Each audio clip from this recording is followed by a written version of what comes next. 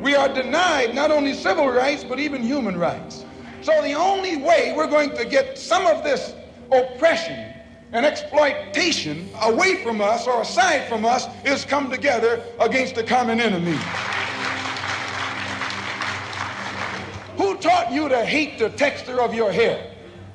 Who taught you to hate the color of your skin to such extent that you bleach to get like the white man? Who taught you to hate the shape of your nose and the shape of your lips? Who taught you to hate yourself from the top of your head to the soles of your feet? Who taught you to hate your own kind? Who taught you to hate the race that you belong to? So much so that you don't want to be around each other. No, before you come asking Mr. Muhammad, does he teach hate, you should ask yourself, who taught you to hate being what God gave you? And I, for one, as a Muslim, believe that the white man is intelligent enough. If he were made to realize how black people really feel and how fed up we are without that old compromise and sweet talk. Stop sweet talking him. Tell him how you feel.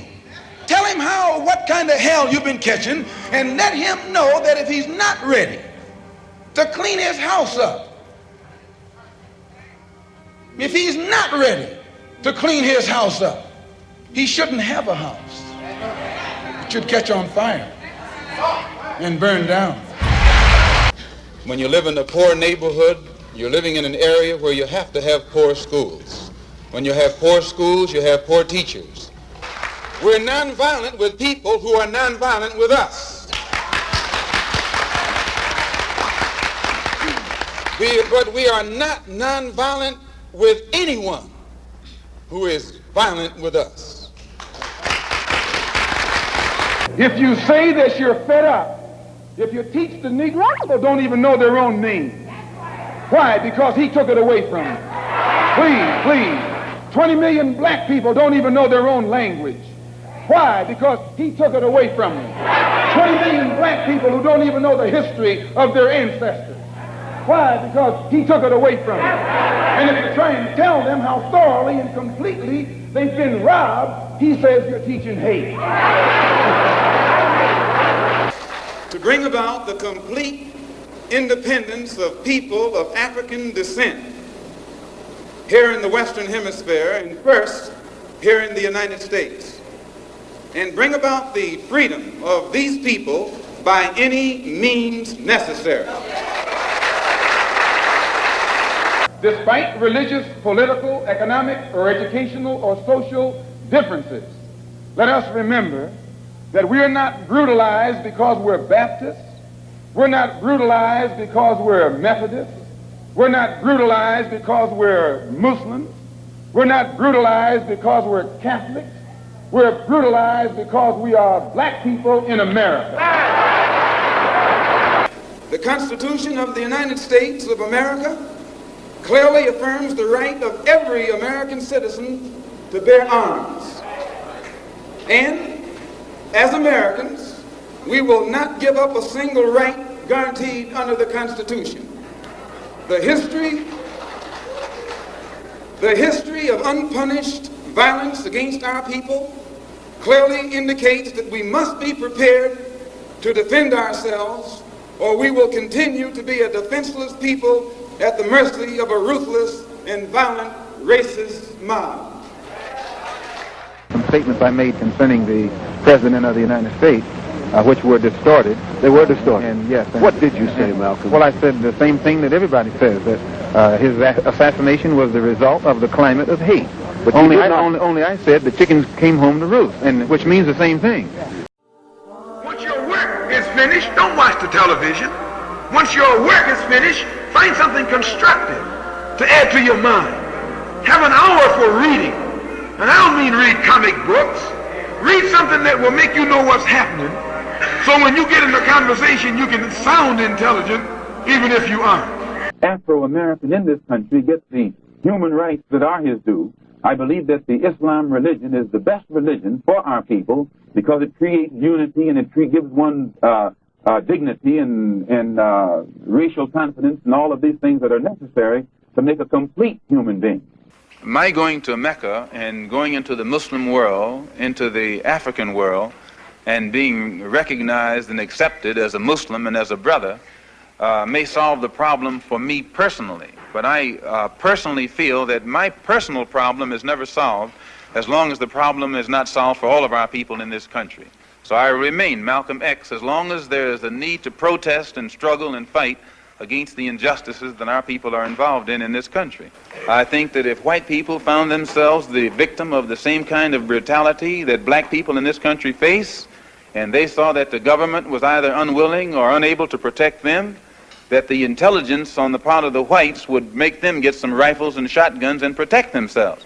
Now, Negroes are developing some kind of intellectual maturity too, and they can see that having waited upon the government to protect them has been a wait that has been in vain. So any of them who live in areas where the government is not able to do its job, then we do have to get together and do a job of protecting ourselves. Who, blonde and blue-eyed and pale skin and all those things?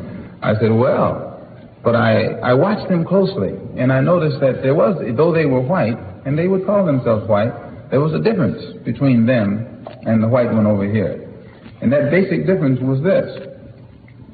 In Asia or the Arab world or in Africa, where the Muslims are, if you find one who says he's white, all he's doing is using an adjective to describe something that's incidental about him, one of his incidental characteristics.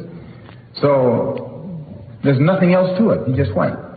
But when you get the white man over here in America and he says he's white, he means something else.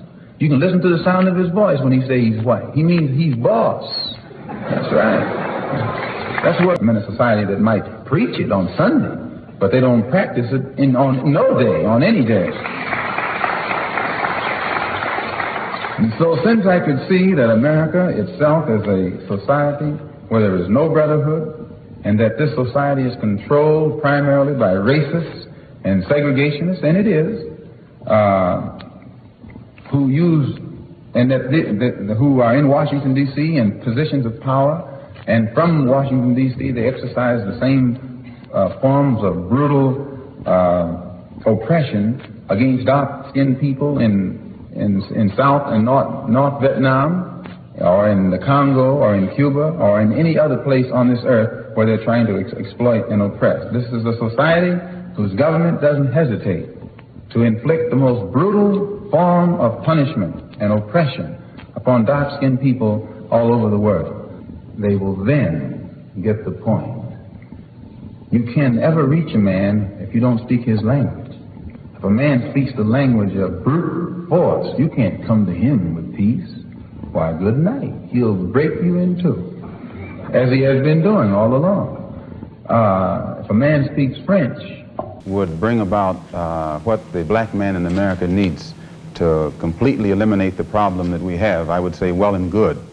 But I very much doubt that anyone who adopts the approach that Martin Luther King has been teaching to our people in that country can point to any meaningful gains that has actually served to solve the problem. And any human being, anywhere, is well within his right to do whatever is necessary, by any means necessary, to protect his life and property, especially in a country where the federal government itself has proven that it is either unable or unwilling to protect the lives and property of those human beings, which believes in brotherhood, complete brotherhood of all people.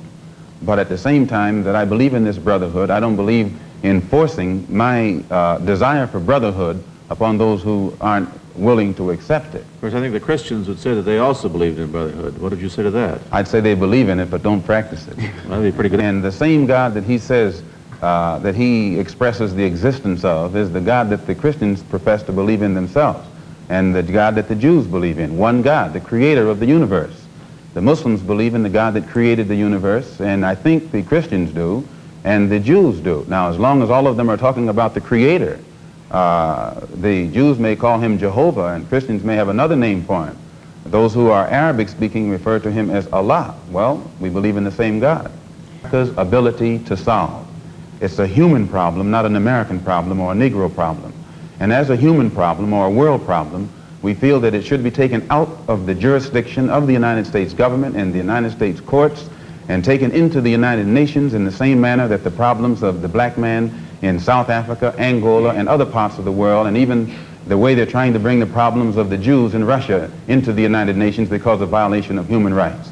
We believe that our problem is one not of violation of civil rights, but a violation of human rights. Not only are we denied the right to be a citizen in the United States, we're denied the right to be a human being. Malcolm, on your trip abroad, you said you sensed a feeling of great brotherhood. While I was at Mecca, making the pilgrimage, I spoke about the brotherhood that existed at all levels and among all people who were there on that Hajj, who had accepted the religion of Islam. And I pointed out that for what it had done, what the religion of Islam had done for those people over there, despite their complexion differences, that it would probably do America well to study the religion of Islam, and perhaps it could drive some of the racism from this society as it has driven racism from the Muslim society. When I was on the pilgrimage, I had close contact with Muslims whose skin would in America be classified as white, and with Muslims who themselves would be classified as white in America. But these particular Muslims didn't call themselves white. They looked upon themselves as human beings, as part of the human family, and therefore they looked upon all other segments of the human family as part of that same family. Now, they had a different look or a different air or a different attitude than that which is reflected in the attitude of the man in America who calls himself white. So I said that if Islam had done that for them, perhaps if the white man in America would study Islam, perhaps it could do the same thing for him.